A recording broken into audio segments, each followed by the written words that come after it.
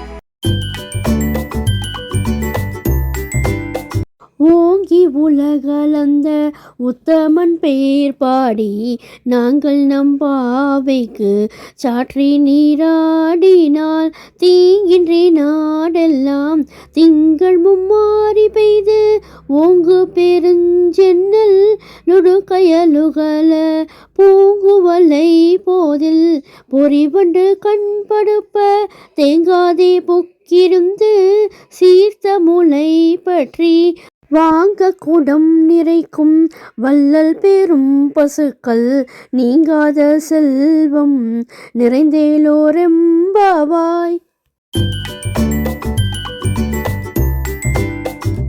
ஓங்கி வளர்ந்து உலகங்களை தன் திருவடியால் அளந்த ஸ்ரீமன் நாராயணனின் திருநாமங்களை பாடி பாவை நோன்பிற்காக நாங்கள் நீராடினால் நாடு முழுவதும் எந்தவித தீங்கும் இல்லாமல் மாதம் 3 மழை பெய்யும்.